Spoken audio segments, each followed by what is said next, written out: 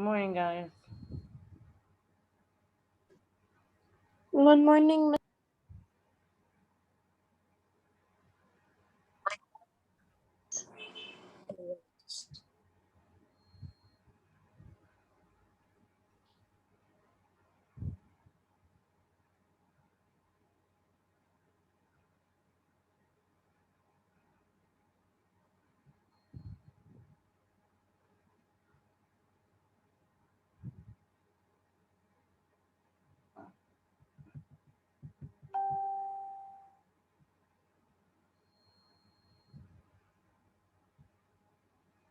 Okay, guys, we're going to start on page 476 in the literature anthology book today. 476.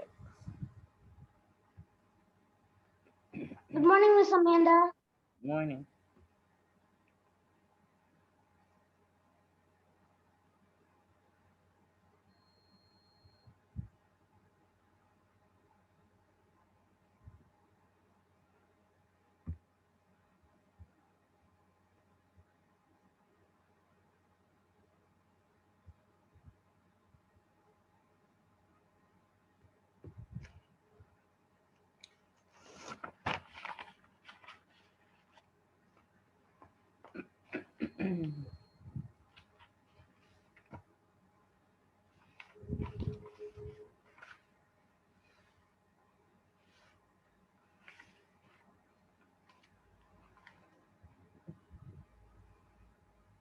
Okay, guys, I'm just going to give a couple of minutes for everybody to join. We're still missing 10 students, so actually, yeah, it's 10 students still missing.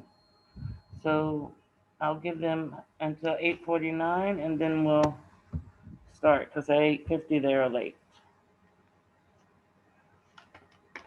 We're on page 476 in the in the literature anthology textbook. Page 476, Valley of the Moon, the story you were supposed to read last night for homework.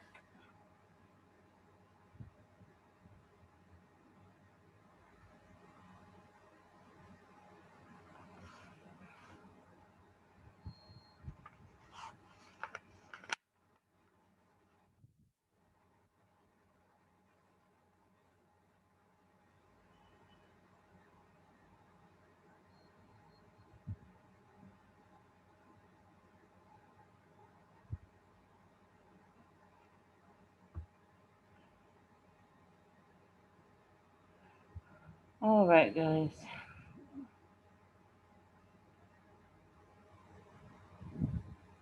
Let's go ahead and call attendance.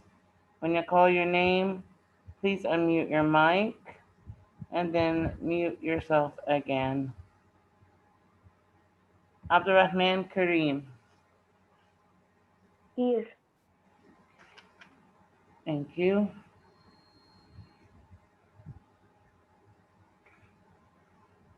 Edito. Here. Here. Basil. Here. Here. Thank you, Ed. Adel. Guys, make sure you can raise your voice enough for me to hear Here. you. Thank you, Ed. Ed Tamer.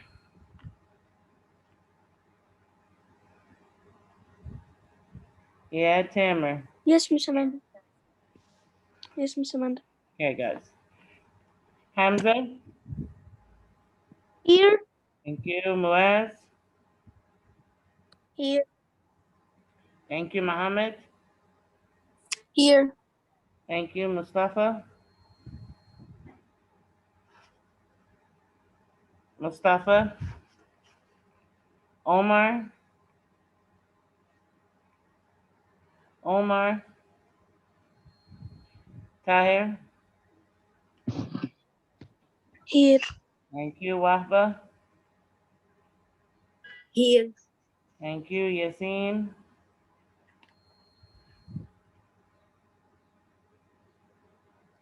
Yasin. Okay, Yusuf. Here. Thank you, Isel. Isel. Here. Here. Okay, guys, please answer the first time I call your name. Farah. Here. Thank you. Farida. Here. Thank you. Jada. Here. Thank you. Jenna. Here. Thank you. Jamana. Here. Thank you. Leanne. Leanne. Leela. Leela. Melik. Here. Thank you. Megan. Oh, sorry. Pilar. Here. Thank you. Reem. Here. Thank you. Ragmini. Yes, Miss Amanda. Thank you. And Tia. Tia. Okay, guys. On page 476, we're going to read the story, The Valley of the Moon. I'm going to let you read as long as you pay attention and know where we are when I call on you, okay?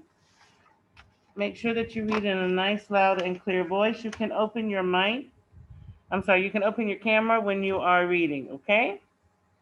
All right, let's begin on page 478. The Valley of the Moon by Sherry Garland, illustrated by Christina Rodanis. All right, on page 478. Mohammed, do you have a question?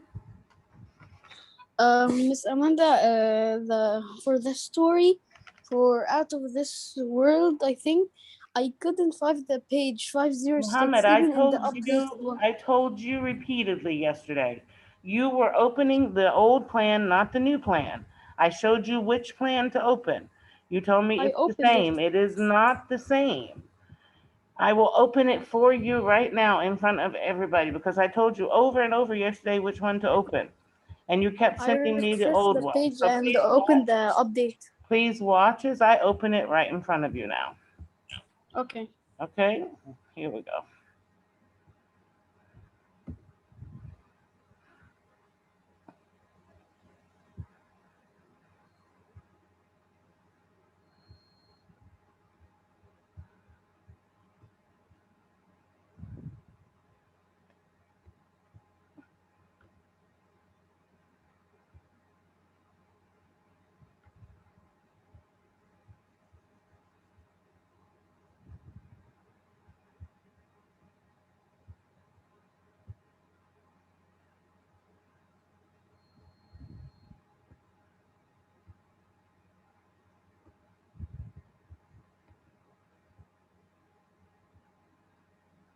Oh, sorry. Okay, grade 4. Term 4. Weekly plans. Updated. Okay, I'll open it right here.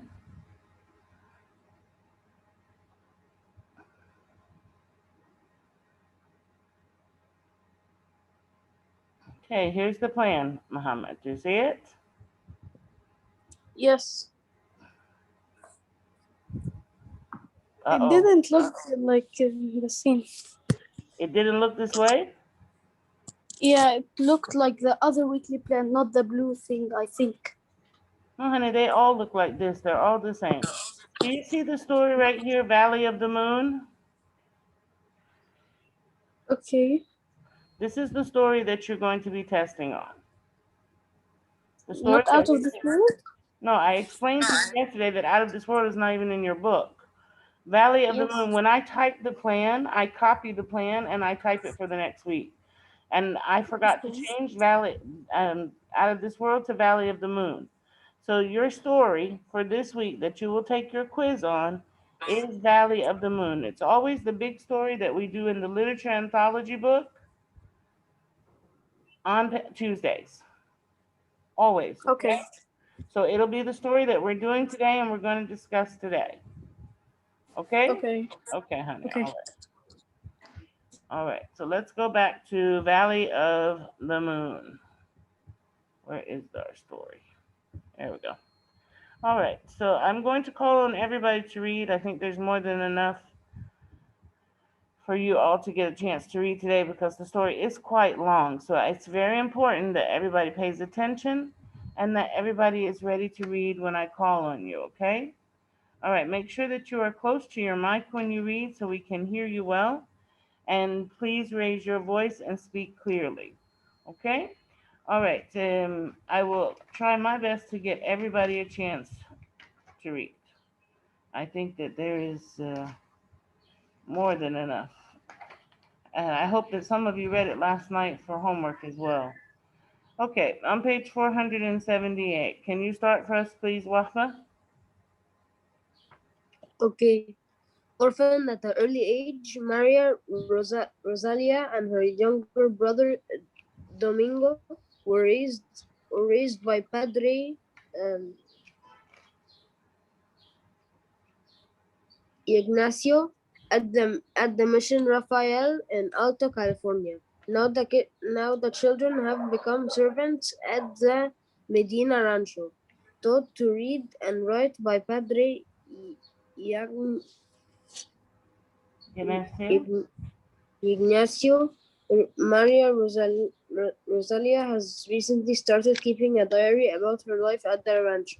Okay, so you remember when we read the story of Fort Mose and the little boy Lucius was keeping a diary writing in his book every day.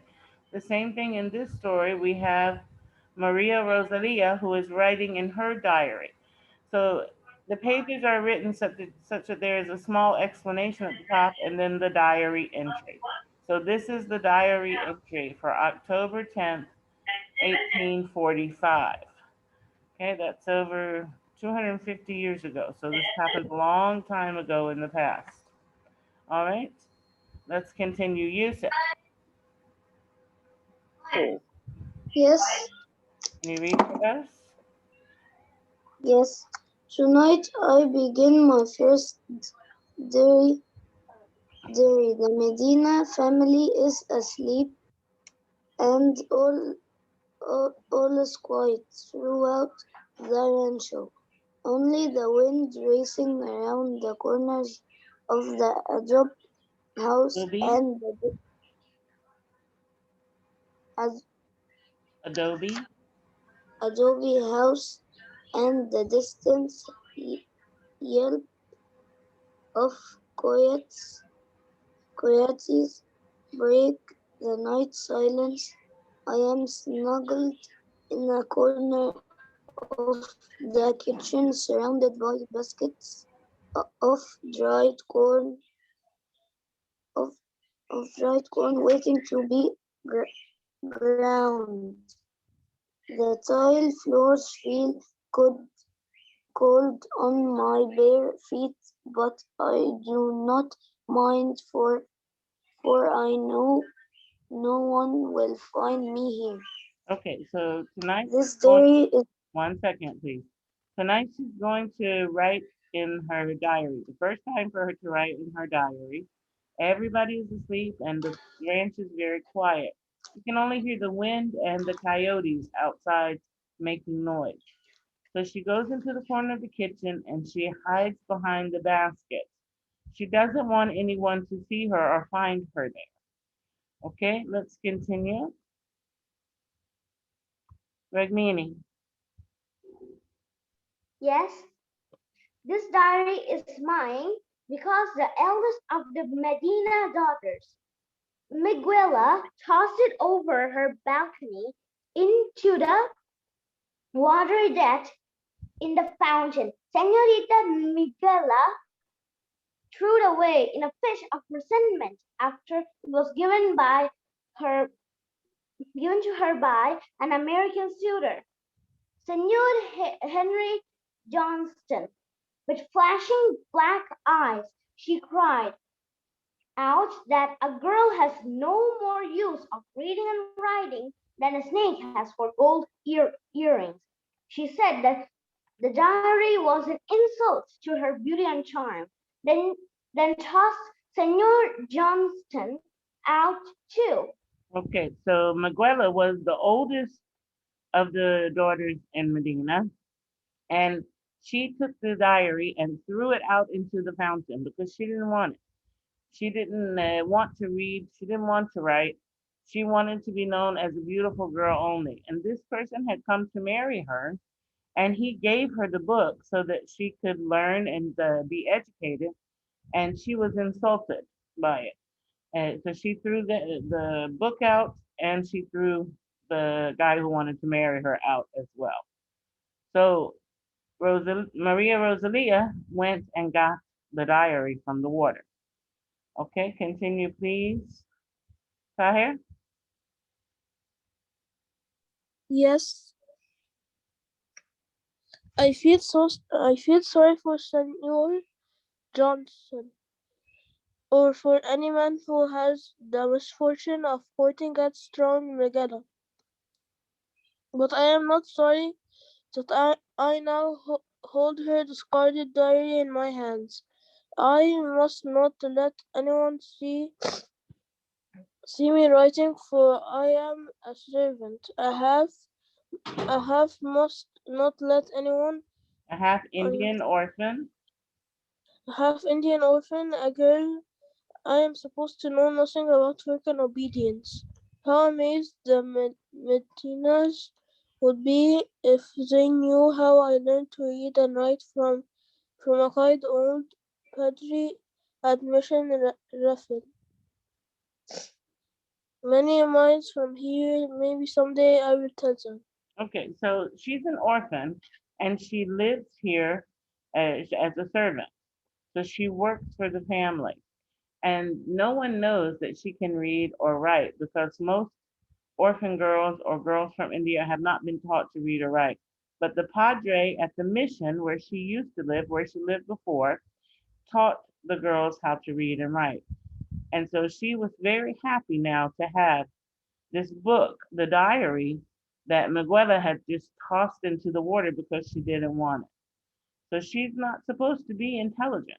This servant girl is supposed to be someone who only knows how to do her work and to follow orders. See, when people are intelligent and they are smart enough to know better, they don't listen as well. This is what people believe. So they think that workers should only know how to do their work and to follow what they are told to do. So this is why she keeps it a secret that she knows how to read and to write. She doesn't want anybody to treat her differently or to not want her around because they think that maybe she's thinking thoughts that girls who work in her position should not be thinking. Okay, on page 480, please. Abdurrahman Kareem. Again, this is October another diary entry, okay? October 11. I have been thinking about Padre Padre Ignacio. Ignacio all day. It was he who found Domingo and me 8 years ago beside our dying mother in the rose garden of Mission Raphael near San Francisco Bay. Her body was ravaged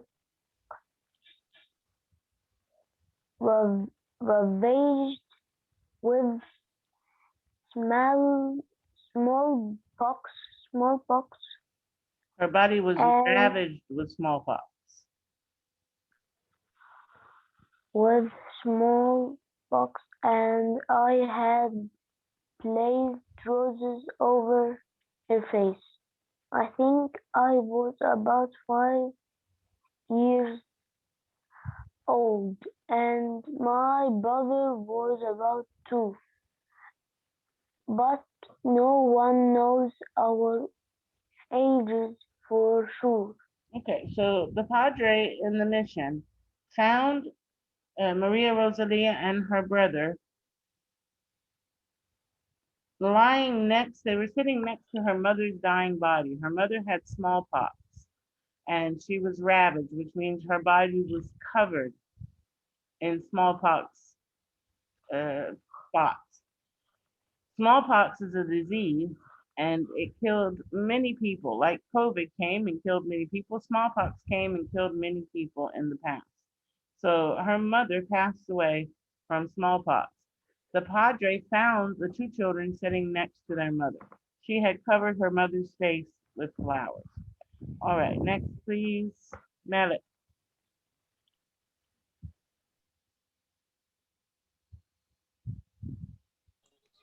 Yes.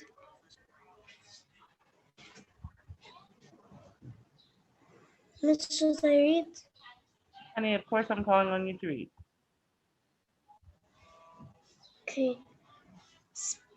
One prayed, Yagnokyo found us. We did not That's not speak where we are, much. honey. It's not where we are. Reem?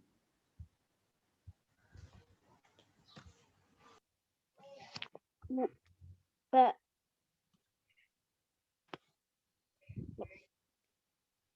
Padre Padre Vaganasio, Ignacio.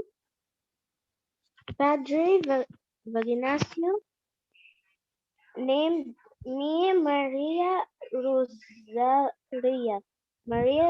Rosalia, after the Blessed Virgin, and because of the roses, he named my brother Domingo because it was a Sunday morning.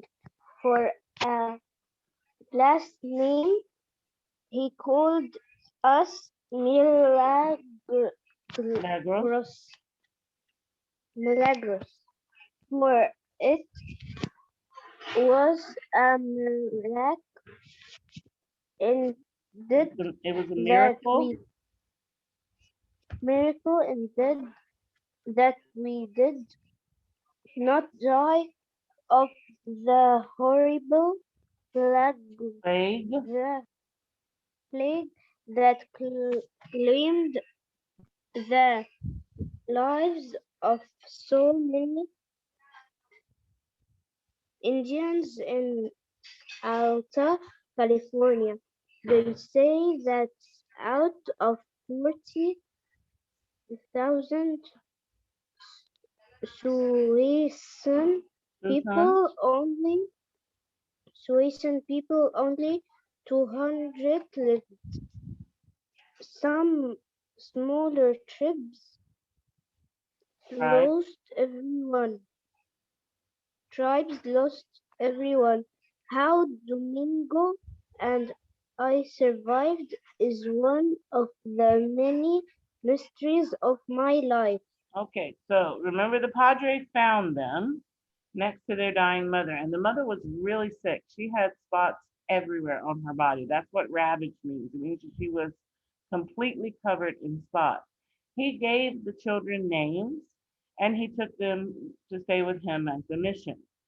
Uh, it's amazing that these children did not catch the disease from their mother. Out of 40,000 people who were Susan, which is what she and her brother are, only 200 survived. From 40,000, 200 survived. So it was a miracle that these children had lived. Okay, thank you, Edito.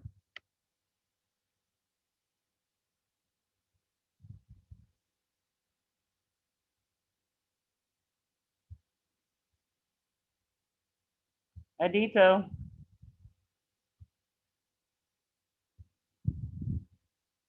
Yes, okay. Padre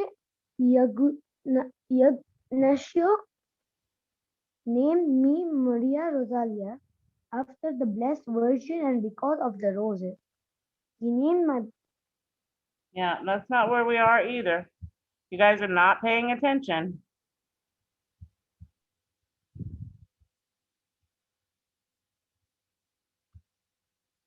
Pilar.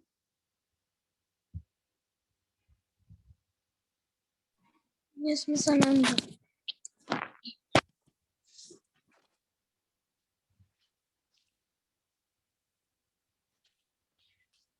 Can you read for us, please? Yes.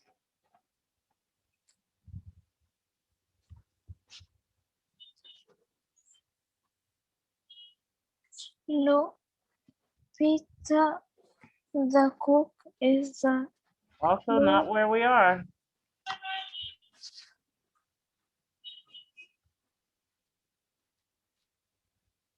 Am I just wasting my time? More than half of the people I've called on don't know where we are today.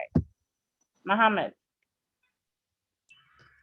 When Padre Ignacio found us, we did not speak much Spanish, and he did not know our Indian dialect. But of one thing he was sure, thought our mother had brown skin of an Indian. Our skin was light brown of mestizoes, half Indian and half Spanish. It was obvious that our father had been a white man. Whether he was a wealthy Spanish landowner, a Spanish soldier from Presidio at San Francisco, a Russian fur trapper, or an American merchant sailor, no one knows. Okay, so they didn't know who their father was. They were living only with their mother.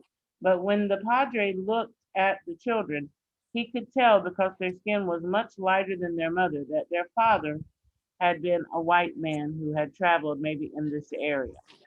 Okay, let's see. Thank you, Mohammed.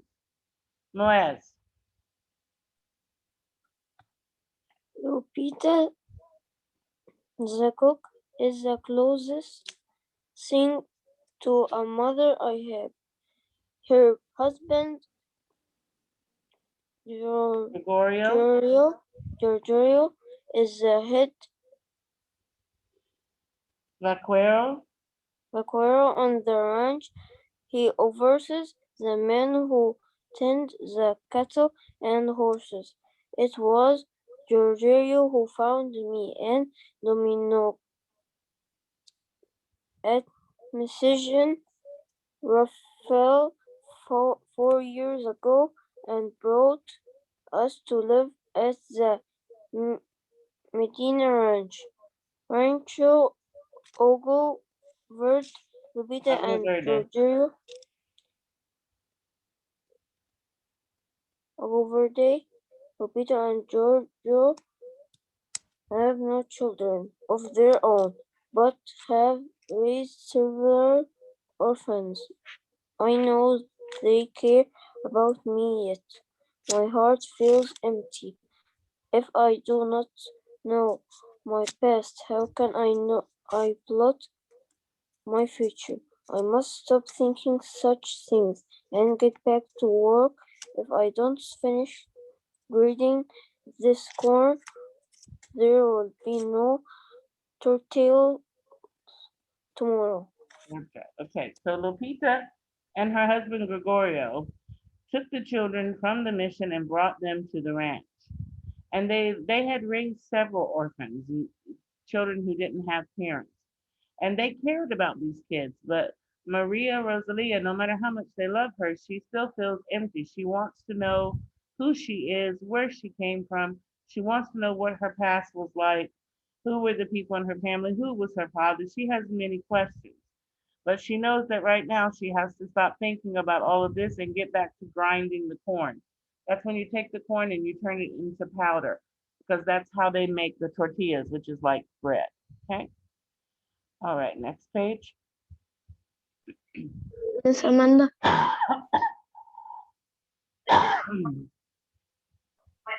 sorry, did someone raise their hand? I didn't see a hand. Who's talking to me? Who's talking? I didn't see a hand up. So I don't know who You raised my hand. I raised my hand. raised your hand now. Okay, hands away. Yes. Tortillas are the ones that we use on tacos. That's right. On tacos. Tortillas are the soft ones for tacos, not the hard ones. Yes. The Yes. soft ones, the white ones. All right, next page. Go ahead, Hamza. Okay. I have no place to hide this diary. My room in the servants' quarters is so tiny that I can hardly turn around. I share it with Ramona, the seamstress. We sleep on woven straw pallets on the floor and roll them up each morning. We take turns sitting in the one chair at the one tiny table. Whoever doesn't get the chair sits on the overturned wooden bucket. The adult walls and ceiling are stained with black soot from the fireplace and tallow candles. Okay, so she doesn't have anywhere to hide the book because she stays in a room with somewhere else. So she's always careful and worried that somebody will find her book. They sleep on the floor and they roll up the mats when they wake up in the morning. There's one chair and one table and they take turns sitting down. Otherwise, they have to sit on the floor. And the walls are black from the soot from the fireplace, where you know how when you have fire and it comes up, it makes a black smoke. When that hits the walls, it leaves a substance called soot on the walls. So her room is very simple and very small. All right, Basil.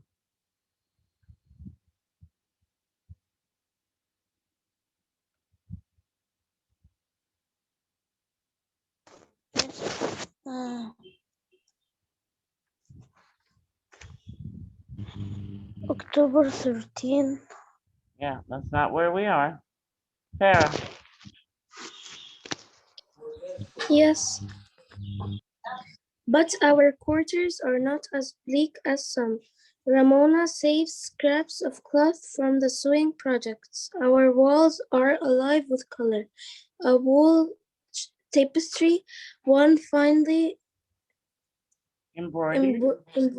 embroidered hanging that depicts the Holy Virgin, and another hanging that shimmers with flowers.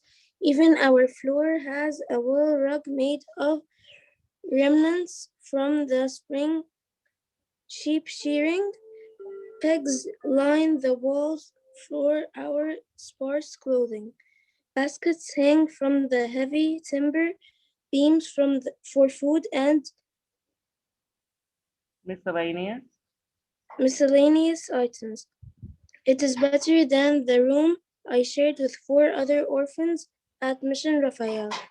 So she doesn't want to sound ungrateful. She's saying this room is not as bad as it sounds. They have beautiful material hanging on the wall. You can see the picture here. Remember, her roommate is a seamstress, so she gets the best cloths.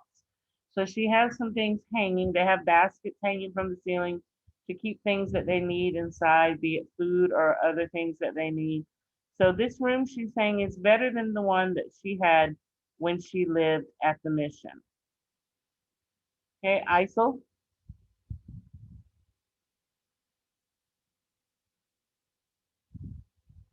Yes. Can you read? Okay. All right, guys.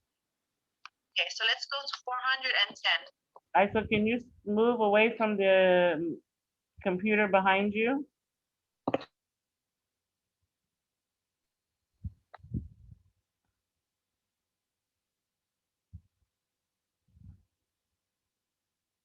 Go ahead and read.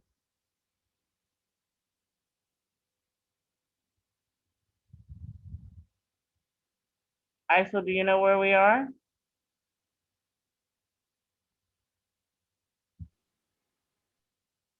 Hello, Isel.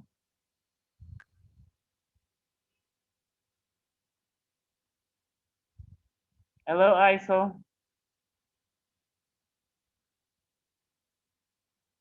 Okay, add Adel.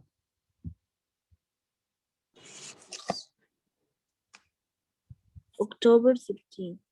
The Medina daughters.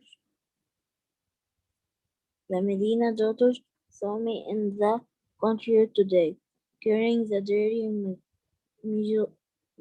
Mijola was amused, and said I could keep it perfect. You might use it for fire friendly, Rosa, she said with a toss of her black car. Majora is 17 and has been available for managing for 2 years. She is a great beauty, but has ignored all the men who call on her and have refused survival with. If I were rich, I would pay a man every peso I wanted to take her away from this ranch. Okay, so she said that the daughters today saw her with the diary and that the girl who threw the diary seemed to think it was funny that she kept it. She told her, "You can tear the pages and use them to start fires." She had this girl who threw the diary was very beautiful and she had refused many people for marriage. But Maria doesn't like her because of the way she acts. So Maria says if she was rich, she would give a man money just to take her away. All right, let's see. Farida, how about you finish the page? Of course. Um, Rafaela, the middle Rafaela? daughter. Rafaela is the middle daughter who is age 15, is gentle and sweet, but very sickly. She coughs often, and her skin is paler than white lilies. She told Megilla to not be so unkind because I'm more like family than a servant. Bless her soul, how I wish her words were true. Gabriella, who is 11 and like a little sister to me, said just ignore Megilla. Everyone knows how Megilla is, but her words are stung. Okay, so Rafaela is the middle daughter who's really nice, but she's sick. She's not strong. Her body is weak. And she coughs a lot and she has very pale skin. She told Miguela that Maria should be treated more like family than a servant. And Gabriella, who's the youngest one, told Maria to just ignore Miguela. Miguela is not a very nice person, okay? But the words that Miguela says to her bother Maria. They make her feel bad. All right, next page.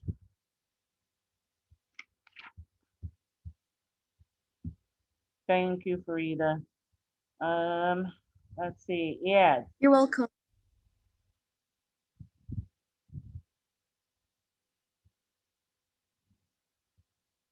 Hello, Ed. Yes, Miss Hammond.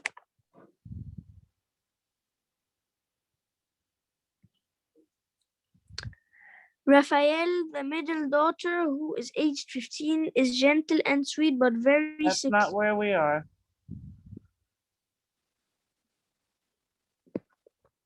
Oh, sorry. ISO, are you back? You lost connection. Yeah, I Okay. want to read. Go ahead and read.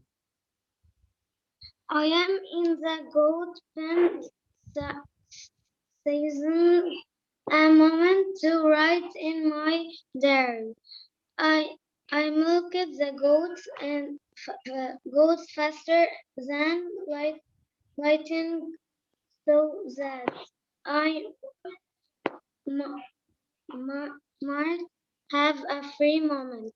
I carry the diary with me all the time, tied to my waist with a sash, and hidden under my skirt. I dare not I dare not write a night in my room for Ramona is a light